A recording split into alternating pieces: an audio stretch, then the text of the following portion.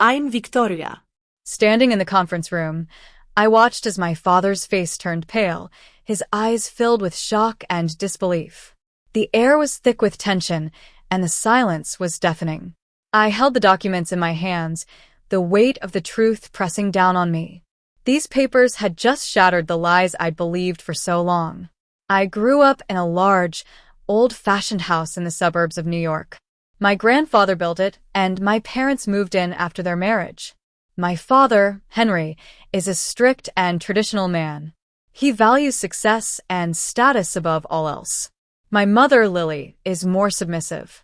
She always follows my father's lead, even when it means neglecting me. I have a younger brother named Ethan. He's the apple of my father's eye. From a young age, I felt like an outsider in my own family. When I was 9, Ethan got a shiny new bicycle for his birthday, and there was a big party with all his friends. I, on the other hand, got a second-hand book and a half-hearted happy birthday. When I asked my father why, he simply said, "Ethan is special. You're different, Victoria. You need to work harder to earn our love." I didn't understand what he meant then, but those words stuck with me. As we got older, the difference in treatment became even more obvious. Ethan was sent to the best private schools, and my father paid for all his extracurricular activities. I, however, had to work part-time jobs to pay for my own school supplies. When it came to college, Ethan got a brand new car and a large allowance. I had to rely on scholarships and loans to get through. But there was one person who always showed me love and kindness: my grandmother, Rose.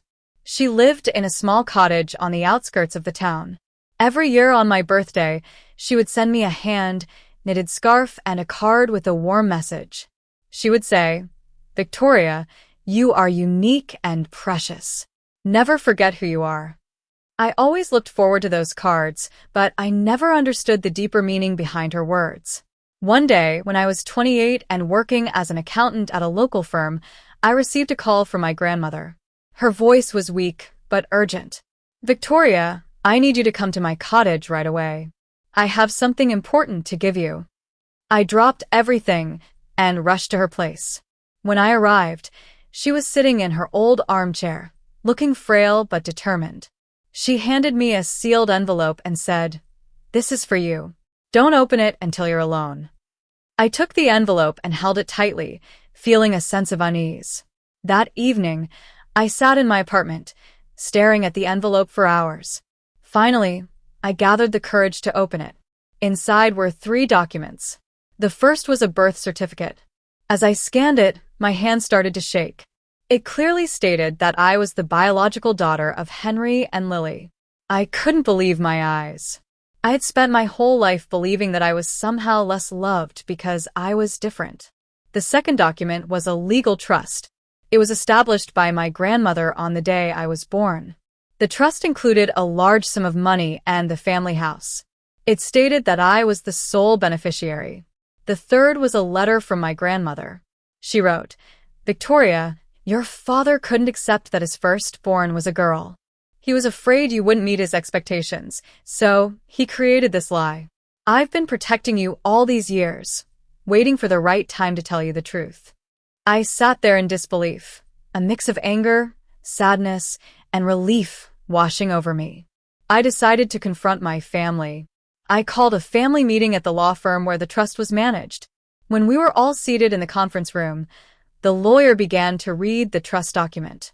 My father's face turned red with anger as he realized what was happening. "This is a mistake. Rose must have been senile," he shouted. I calmly pulled out the birth certificate and showed it to him. "No, Father. This is the truth. You've been lying to me for 28 years. My mother sat there, her eyes downcast, unable to meet my gaze. Ethan looked at me with a mix of shock and guilt. "I'm sorry, Victoria. I didn't know," he said. I took a deep breath and said, "I'm not going to ask you to apologize. I've stopped seeking your approval a long time ago. According to the trust, I now own the house. You have 90 days to find a new place to live." My father tried to argue, but the lawyer explained that the trust was legally binding.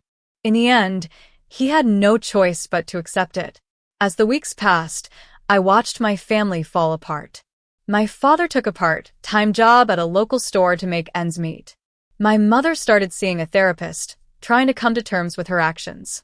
Ethan dropped out of his business school and is now working at a coffee shop, trying to figure out his life. I, on the other hand, have finally found my place. I used part of the trust money to pay off my student loans and invested the rest. I renovated the family house and turned it into a cozy home. I put up a picture of me and my grandmother in the living room, and every time I see it, I'm reminded of her love and protection. I've learned that I don't need my father's approval to be happy. I'm in control of my own life, and I'll build a future that's truly mine. I'm no longer the forgotten daughter. I'm Victoria, and I'm finally free.